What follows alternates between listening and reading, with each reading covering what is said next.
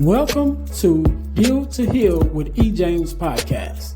On this podcast, my guest and I will discuss topics and ways to help us to heal in every area of our lives. I believe that everyone can live a life that is happy, healthy, and whole. So I'm on a mission to help people to deal, heal, and fulfill. Deal with your problem, heal from the pain, and fulfill your purpose. Thanks for tuning in. Let's get to it.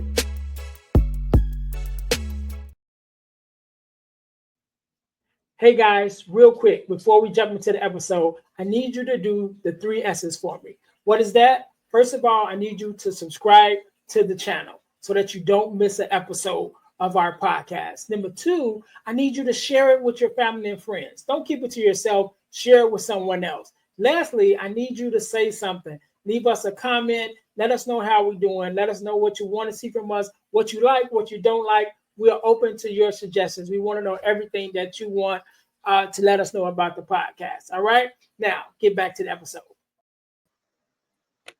All right. Welcome to the Deal to Heal with E. James podcast. I am your host, Ernest James, and I believe that everyone can and should live a life that is whole, healed, and healthy. And therefore, I'm on a mission to help people to deal, heal, and fulfill, to deal with your problems, heal from the pain, and to fulfill your purpose. Thank you guys once again for tuning in to the Deal to Heal with E. James podcast. If you haven't already, make sure that you listen, like, subscribe, and share to our podcast on all of our podcast listening platforms. Also, make sure you guys are checking us out on our new YouTube channel, which is the Deal to Heal Podcasting Network, where you will find the Deal to Heal with E. James podcast. But not only will you find the Deal to Heal with E. James podcast, but you'll find our sister podcast, which is the Girl Dad Discussions podcast. Again, that is on our YouTube channel at Deal to Heal Podcasting Network. Make sure you guys go there and check us out. Also, our product of the week. As you guys know, we are a self-sustained podcast, and the way that we stay on the air is by bringing you amazing products for you to purchase. And so our product of the week is our Purpose Journal, as well as our Purpose Planners, which both can be found on Amazon, because I believe we should journal in order to remind ourselves where we've been and where we are, as well as plan for our future. So you guys can get your copy of our Purpose Journal and our Purpose Planner from Amazon. The links will be in the description of this podcast. Also, there's other great information that's in the description as well. So make sure when you're listening or watching the podcast that you go to the description and check out that information. All right. So today, just like any other day, we are blessed with the guest, Miss King. How you doing? I'm doing well. Thank you for asking. How are you, sir? I am good. I am good. First of all, let me say thank you for being here, because you could have been doing anything else with anyone else, but you're here with me and my listeners, and we definitely appreciate it. And so All we're right. going to jump right into this thing. Do me a favor, introduce yourself to my audience and tell us a little bit about who you are and what it is that you do. Yes, sir. Me. Hello. So my name is Taja King. I am an entrepreneur slash substitute teacher. That's my 9 to 5 right now. Keep the lights on. Um, I'm really passionate about talking about childhood trauma. You know, the ups and downs, the struggling. You know, with is the lights gonna be on today? Do I need to eat a mayonnaise sandwich tonight? I like to have those topics that some people find uncomfortable to talk about. I am passionate about my walk with God and His Son Jesus Christ. However, I don't infringe upon anybody's right, free will. And I just want to be that light, iron sharpens iron. So that's what I'm about.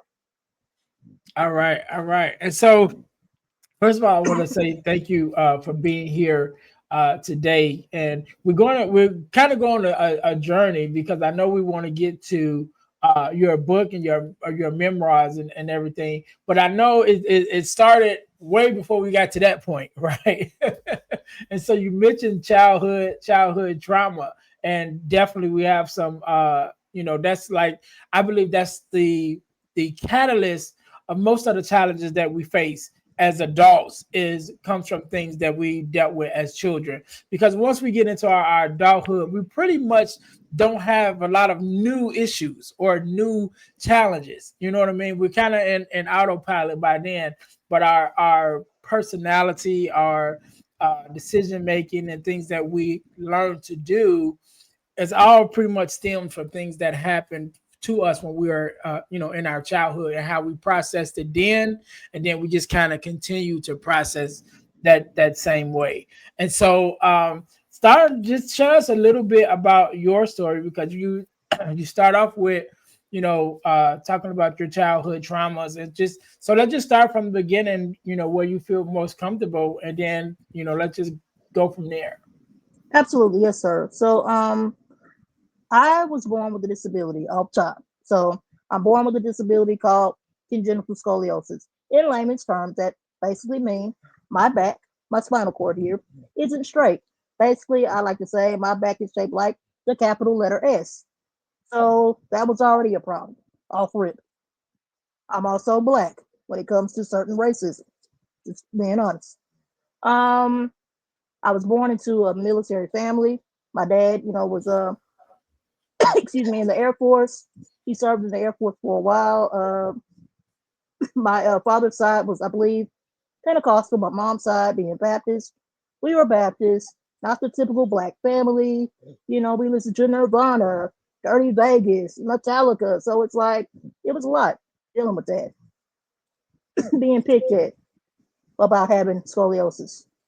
Dealing with a grandmother that was toxic to my mother, witnessing the arguments with them, going to school the next day.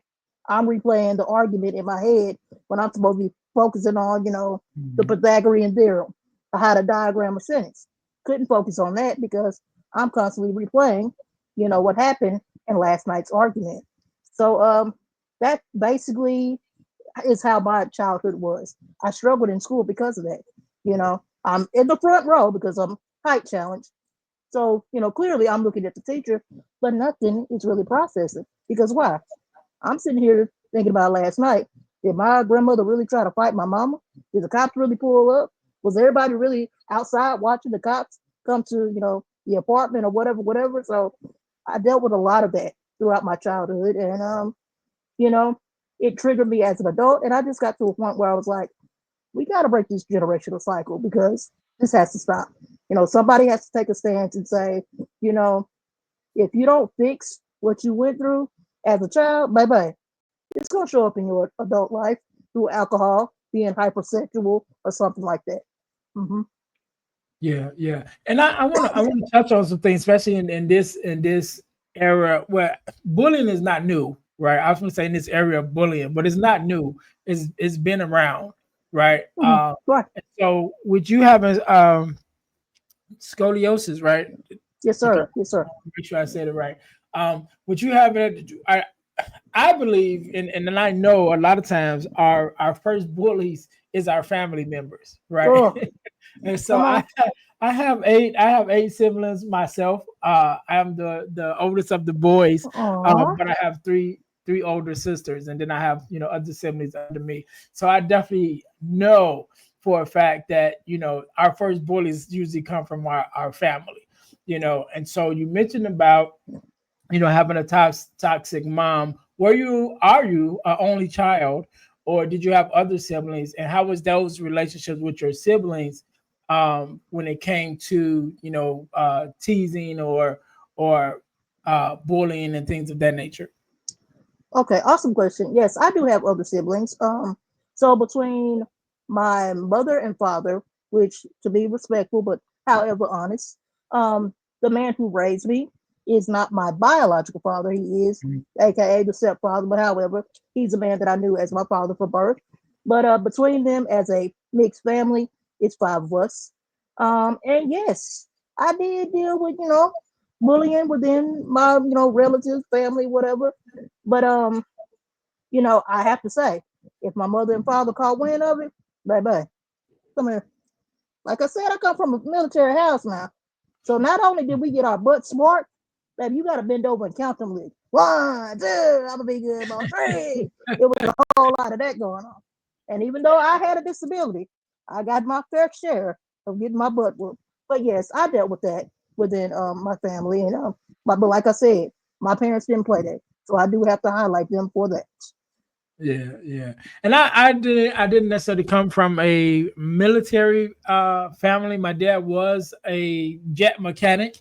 Mm-hmm. So he was but he wasn't, by the time that I can remember, he was out of the service. Mm, By the time I, could remembers my earliest members memories, should I say, he was already out of the service and, you right. know, doing other things. But I do remember that, and I do remember seeing the pictures and things from, when he was in the service and the jets and things like that. So, thank your family for their service. I always like to make sure I say that, because it usually goes within the family. There's generally there's more than one generation of servicemen and women that have served in our military that's in our family. So definitely some in mind. And so even as so you mentioned coming up, definitely having your parents, which I think is uh a major thing for your parents to know that your parents had your back. You know what I'm saying? Like whenever whether it was, you know, from your siblings or from other people, despite whatever dysfunctions that they may have had, as far as the family traumas and the dysfunction within the family, but they still had your back when it came to protecting you. And a lot of times we don't always have that. Like I said, my family, I didn't, well, we did deal with some traumas, some homelessness and things of that nature that we dealt with as a family as a whole. Um but as far as outside people, we didn't really have to deal too much with outside forces in our family. Definitely in school there was some bullying coming up. But it was funny that a lot of people that we grew up with thought we were better off than we were. Mm, They thought our family was like, you know, not the Huxtables, because we definitely wasn't that far ahead. But they all thought we were better off than we were. It was like, wow, that's crazy, because like I said, we dealt with some homelessness and some things, as a family. But other people didn't necessarily see that. But so as you begin to grow, and even in your career, you mentioned that you are a substitute teacher and things of that nature. How challenging was it, even like, because I'm sure you had to go to college and things of that nature? What has been some of your challenges that you've had to overcome just to get to where you are now? okay, so specifically, I sub the babies, which is primary. That's kinder through second grade. Mm, And like, not to put my business out there, but I'm only 4'6". So imagine talking to a student first grade and we looking eye to eye. That's all I'm saying. I don't know what they're giving these babies nowadays, but it's like, look, why are we eye to eye? I'm eye to eye with a 6 year old now. Come on, man. So like, I have to break the ice. I get it. I'm born with a disability, and it's not every day that a lot of these babies are around somebody walking around with a back that's leaning this way or that way. You know what I'm saying? So I have to make sure I'm silly and goofy and very open to just being on their little level, because I don't want the fact that I'm born with a disability to scare these babies. I had a little girl, if I'm quite honest, yesterday when I was at work, to be respectful, she had made a joke about me, like, oh, little teacher. And it's like I had to pull it to the side. It's like, I understand that you may not have meant harm by what you said, but that's not something that you say to an adult. What's your name? I shook her little hand, told her my name, and then safe walking feet. She went on about a little business and went on to lunch. I just try to make sure that I make sure the kids are relaxed around me. Because as a person born with a disability, I understand that there are certain people born disabled that are very rude and smart mouthed. Yes, mm, I said it. And it's like, wait a minute now. I understand having a disability is quite the challenge, but you have to be understanding to little kids, not seeing it every day. And imagine adults constantly staring at you. It's one thing for a child to do it, but a grown man or woman, it's like, okay, that was past 5 seconds, bro. You gonna ask me, the question, or you gonna keep staring at, you know. But when it's the babies, I can deal with it. So I just try to make sure that the babies are very comfortable being around me, and it thus far, thanks to God, it has worked. Yeah, yeah. And you mentioned about, some people that has disabilities, and I think it's probably in some cases sort of a defense mechanism, that they are smart and they already have like an edge to them because they're probably used to being bullied or made fun of in some way. So they already come with those defenses up. Um Mm-hmm. Definitely myself having been uh doing home health care for people with different abilities for Mm-hmm. over 10 years, Yes, sir. and working in uh, the centers where we come together, and do workshops and things with them all. I do Mm-hmm. understand that, and Yes, sir. in previous generations, people with disabilities are were a lot of time like hidden, for lack of a better term. The families would send them, okay, let me send them to this school, this special school, or this Right. this place, and things of that nature. So even now, which as open as it is, and more talked about, and more, you know um more in the our regular day to day, for some it's still not, they're still not used to seeing, people with different disabilities, and when they Mm-hmm. do see them, they don't know how to react or interact with them, or those that are, again, on the negative side, that going to get into the bullying and things of that nature. So by me, working in the field, again, with people with different disabilities for over 10 years, I have seen my share of it, and work with different people to be able to understand, like, okay, yeah, they do have the defense mechanism already. Like, you know what I mean? I don't know how you gonna react to me, so I'm gonna come at you first. You know what I'm saying? Like, I'm gonna give you the attitude first because I don't know what attitude you're gonna bring to me. And then, like Yes, you sir. said, it's and I will always tell people that just because people may have a different ability, that doesn't mean that they're not people, right? Come Because on. I worked with some people who were nonverbal, and it's like, Yes. just because they can't tell you how they feel, or they can't say, how they feel, they can show you. They still have personality. They still have, all the other things, that same emotions and things of that nature that you have, to be Mm-hmm. able to express themselves in a different way. So you can be able to tell, okay, he likes this. Oh, well, he don't like that, or he like this person, but he don't like that person. You know Come what on. I mean? He Come might on. not be able to say it, but he will show you. So, so I am very aware of that, and wanted to touch on that. One of the things you mentioned in the beginning of our conversation, you mentioned about your faith, right? I grew up. I'm a PK. For those that don't know, that's a preacher Mm. kid, pastor kid. So definitely grew up in the church. Uh, I guess we would say with Pentecostal, more so Pentecostal upbringing. So, how important to you has your faith been, um, you know, to help you get to where you are now, and even looking back on, just your experiences in church and your faith growing up, how much of a part did that play, and were there any challenges, in the faith area, coming up, that may have caused some traumas as well. Yes, sir. Great question. So, um, I wasn't raised up going to church on the regular. I can't say that. What I can say though is my parents did not play about, don't you bite that burger without saying your prayer. You're not gonna pray. You better put that French fry down. Like they didn't play about that. You go to bed. Did you say your prayer?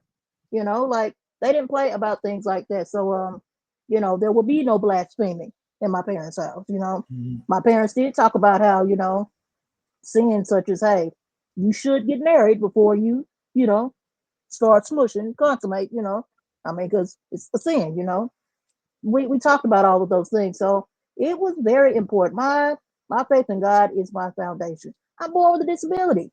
I beat the odds on many of things that the doctors say that, wow, it's amazing that, you're not walking with a cane or this, that, and the third.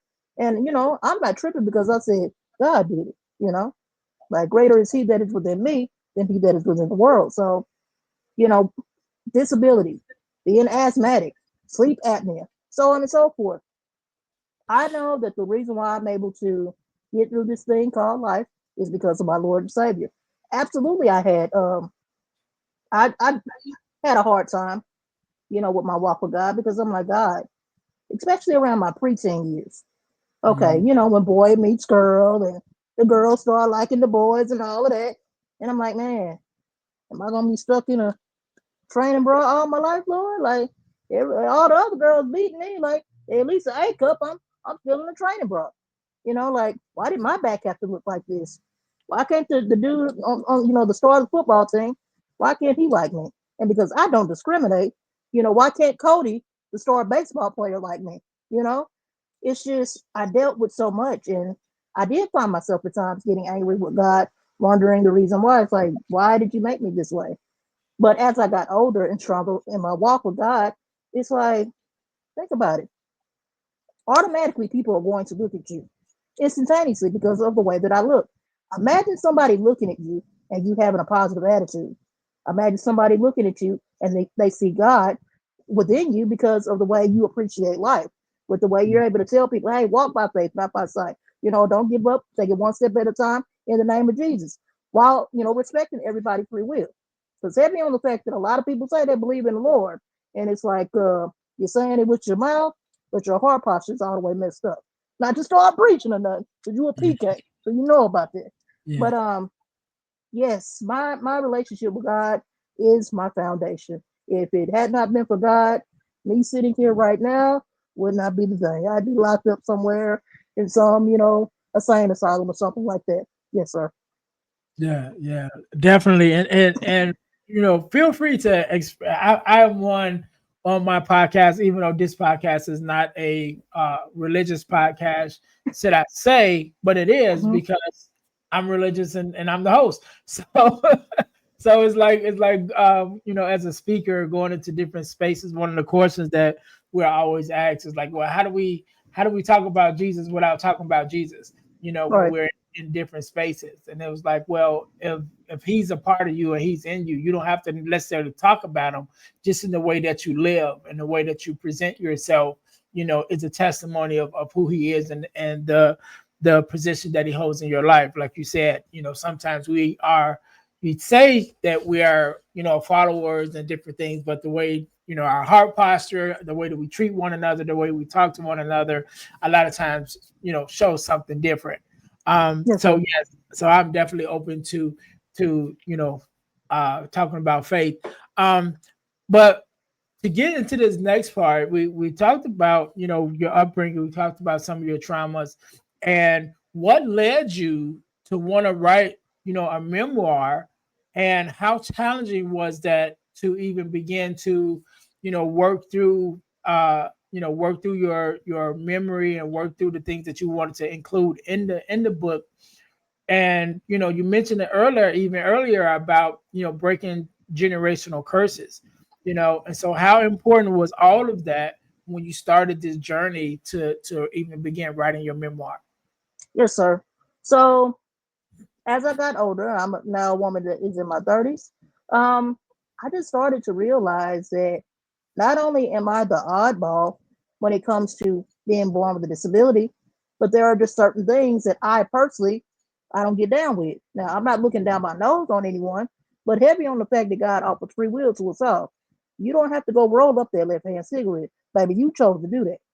So because Mhm. you don't have your coins, now you're trying to ask me to help you with a light bill, and I told you no. Now you are in your feelings. That's a personal problem. So now I have to be, all these negative names just because I'm learning the power of the word no. It's called budgeting, managing, and saving. Shout out to Dave Ramsey Solution, on YouTube, and so many other financial gurus. Like, come on now, baby, I want a Bugatti, okay, but I can't afford it. Okay, I want to stay in a mega mansion with a triple garage, but I can't afford it.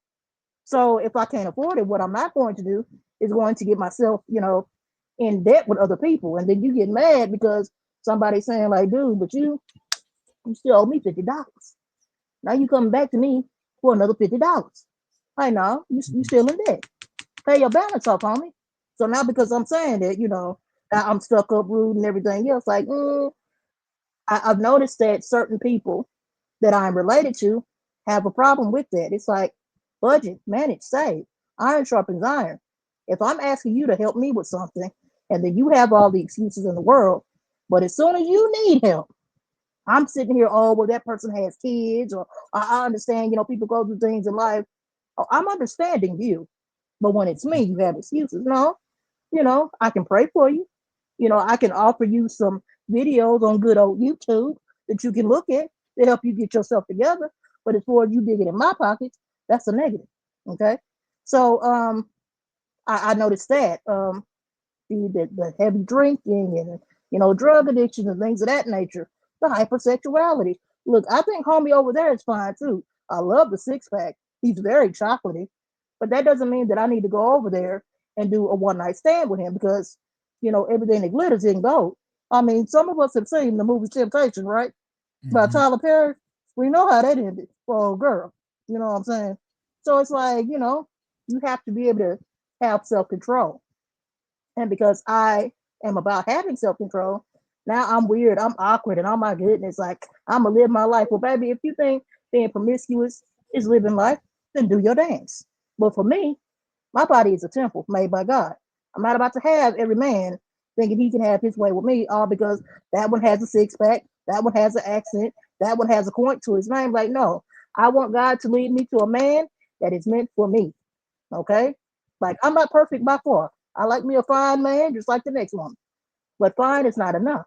Do you believe in the Lord? And not with just your the words of your mouth, but through your actions. Now I want a man that can help me build a strong relationship with God because I'm saying that now I'm a square. Certain people that I'm related to looking upside my head. Okay, but we know about your history and the things that you went through. Not that I have the need to out anybody because that wouldn't be me being, a lover and a person who believes in God. But you know what you went through in your life. Why would you want me to go through the same thing? So I just had to start getting real about that. And because of me doing that, that has caused some friction. But that's life.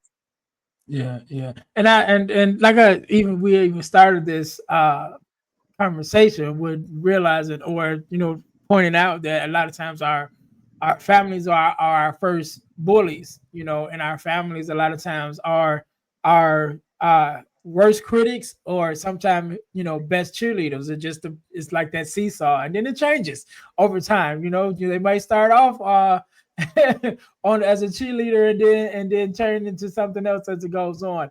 Mm-hmm. But as you were started writing your memoirs and really kind of diving into it, what was the posture going into it? What is it that you want the reader to get from your story? Okay, so first thing first, when I started writing my memoir, I went to God in prayer and I was like, Lord, when I write a story about my life, I don't want this to be a bashing session. I don't Hmm. want this to be about, she did me wrong and he did me wrong. And like, it's not about to be about that. How can I say that I believe in God, but now I'm sitting up here having a roasting session on people that I may not get along with. We may not be spiritual family, but I am still related to said person. So I Hmm. just wanted to tell my story in a way, again, iron sharpens iron. Somebody has been through the same things I've been through. And because I'm very outspoken, I don't mind sitting down talking to a person about, hey, I know how it feels to walk in the house after school. You in the middle of doing homework, and all of a sudden, doom, the freaking lights go off. Now you're doing homework in Harry Potter candlelight because why? The lights are off. I know how it feels to be able to, you want to go take a shower or a bath, but hey, the water's turned off. So you're praying that it rains because so you can catch water, buckets of water or whatever, so you can be able to boil the water to take a bath. You know, I know how that feels. I know how it feels to be able to, hey, we don't have nothing to eat. Got this bread right here, got this mayonnaise right here. So I'm about to hook me up, a 5-star mayonnaise sandwich. Like a lot of people can relate. And I just want people to be able to be comfortable with talking about certain things that they went through in life because life be life for everybody. From the Hmm. penthouse to the trap house to the church house. We all go through it. So if I can help people, anybody, to be able to say, hey, it's okay for me to talk about my life and what God has helped me to get through. Or even if you don't believe in God, then I feel like I've done something that makes God happy. All right, all right. I love it. I love it. Miss King, I definitely appreciate you being on. And I want you to leave us with a word of advice, a word of inspiration, that however you feel, right? And then also leave us with your social media information, where we can find you, where we can reach you, even where we can find the book. And I'll give you a couple of seconds to think about that. To my listeners, thank you guys once again for tuning in to the Deal to Heal with E. James podcast. Make sure that you guys are checking us out on our company website, should I say, the dealhealfulfill.org. Again, that's dealhealfulfill.org, where you can find out a lot of information of what we're having going on. We will be doing an overhaul of the website soon. It definitely needs it. But in the meantime, you can still go there to dealhealfulfill.org to find out more about what we do and what we have going on. Also, make sure you guys are checking out my new website, which is my speaker's website, which is ernestjamesspeakslife.com, and find out more information about me as a speaker or workshop facilitator. And also, you can on that website you can book me to come out to speak at your school or organization to your students. So again, that's ernestjamesspeakslife.com. Make sure you guys are following us there. Ebooks by ejames.com is my ebooks, is where my ebooks are. I have several ebooks that's available, including the Core Four, which is the four core values that every daughter should get from her father. We talk about that ebook on the Girl Dad Discussions podcast when I talk to other girl dads. But there's also the From Males to Men, and one ebook that I'm very happy about that I have out that's doing very well is Forgiving Me, the 4-step guide to self forgiveness. That is also available at ebooks by ejames.com. Make sure you guys go there to check out our ebooks and our inspirational t-shirt line, Deal to Heal Tees. That's deal, the number two, healtees.com. Put some inspiration in your situation. Wear an inspirational tee and be inspired all day. That is our tagline. So make sure you guys go there to check out our inspirational t-shirt line, including our podcast merch, which is our t-shirts with our podcast logos on it. There was one for the Girl Dad Discussions podcast, as well as the Deal to Heal with E. James podcast is also there. And last but not least, over the last couple of years, I've been blessed to be a part of an organization called the Forgiveness Mission. And what we do, we have free virtual workshops every, actually bi-monthly. And we talk about everything surrounding forgiveness, forgiveness of self, forgiveness of others, forgiveness and health and wellness, how it affects your body. Unforgiveness affects your body, and also forgiveness of the world, because we believe that forgiveness is a virtue that we've kind of gotten away from. But if we are able to find our ways back to it and strengthen our forgiveness with one another and our relationships with one another, it definitely would make our world a better place. So you guys can sign up for our next virtual workshop, free virtual workshop at forgivenessmission.com, or you can go to Eventbrite and look up forgiveness workshop sponsored by the Forgiveness Mission. It is absolutely free, but the information is priceless. So make sure you guys go again to forgivenessmission.com in order to sign up for our next free virtual workshop. Miss King, once again, I want to say thank you so very much for being on. Thank you for being my guest and sharing your story and your expertise. I want you to have the last word, so the floor is yours. Yes, sir. So my social medias for the time being right now is just through Facebook and Instagram. I go under my business, which is Empower Potential. That is my page. Empower Potential Official is my IG, and also my Thread. If you don't know about Thread, you need to tune in. It's also my Facebook as well. And my personal Facebook, which is linked to my page, is Taja King. So that's my business handle, my pages so far. My website is under construction, so I understand that. My book, which is My Life, A Work in Progress, which is my memoir, is available on Amazon. And my word of advice for everybody would be 2 Corinthians 5:7. Walk by faith, not by sight. It is so easy for us as people to physically look at what's going on in this thing called life. And you don't see the other side. God can see further ahead than we could ever see. So when He's telling you to be still, baby, you might want to be still. Heavy on free will. So that's my word. Walk by faith, not by sight. 2 Corinthians 5:7. All right. And we can't end it no better than that. To my listeners, thank you guys once again for tuning in to the Deal to Heal with E. James podcast, where our mission is to help you to deal, heal, and fulfill, to deal with your problems, to heal from the pain, and to fulfill your purpose. Thank you guys for tuning in. Until next time, you guys be blessed. Thanks for listening to the Deal to Heal with E. James podcast. Remember to listen, like, subscribe, and share. This episode has been brought to you by Deal to Heal Teas. Put some inspiration in your situation. Wear an inspirational tea and be inspired all day. Let's go to dealtohealteas.myshopify.com. Remember, our mission is to help you to deal, heal, and fulfill. Deal with your problem, heal from the pain, and fulfill your purpose. Thanks for listening.